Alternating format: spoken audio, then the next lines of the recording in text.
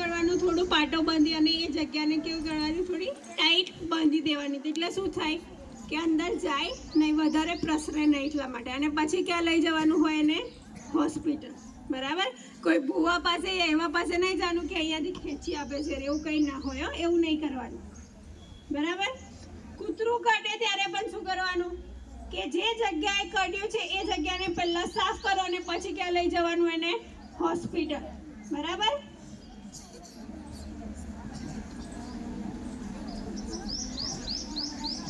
શું ભાઈ?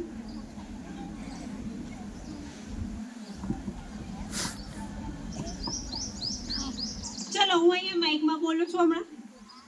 આ લાઈટથી ચાલે છે, લાગેલો છે ને લાઈટ કે ડાયરેક્ટ છે? ડાયરેક્ટ છે. પણ તમે સ્કૂલમાં હો, શાળામાં તમારે, અને પંખો ચાલુ કરવા યા બંધ કરવા ગયા ત્યાં એક વ્યક્તિ ચોંટી ગયો તો શું કરશો? શું કરશો? લાકડું લાવીને એને ખેંચશો. તો શું કરશો? પહેલા તો શું કરવાની કે જ્યાંથી પ્રવાહ આવતો હોય એ જ અટકાવી દેવાનો. એટલે કે પહેલા શું કરવાની? મેન સ્વિચ જ બંધ કરી દેવાની. એટલે શું થાય? પ્રવાહ આવતો બંધ થઈ જાય. પછી એ વ્યક્તિને શું કરવાનું? જેને કરંટ લાગે એ વ્યક્તિને શું કરવાનું? સુડાઈ દેવાનો. તો હોસ્પિટલ લઈ જવાનું. શું કરવાનું? હોસ્પિટલમાં લઈ જઈને હે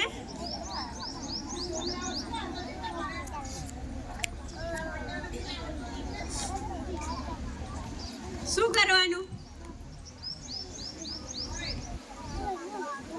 જે પણ વ્યક્તિને જ્યારે પણ કરંટ લાગે ત્યારે શું કરવાનું? પહેલાં તો મેન સ્વિચ બંધ કરવાની. એટલે કે જેથી પ્રવાહ આવતો હોય એ બંધ થઈ જાય. પછી જે વ્યક્તિને કરંટ લાગ્યો છે એ વ્યક્તિને હોસ્પિટલ લઈ જવાનું.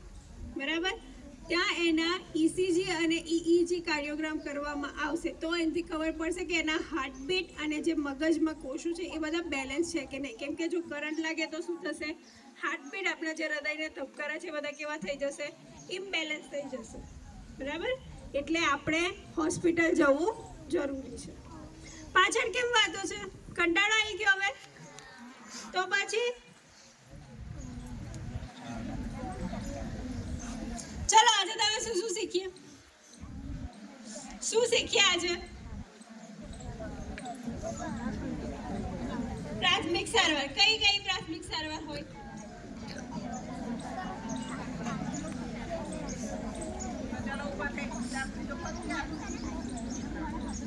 ચલો આશા રાખું છું બધાને સમજમાં આવ્યું હશે.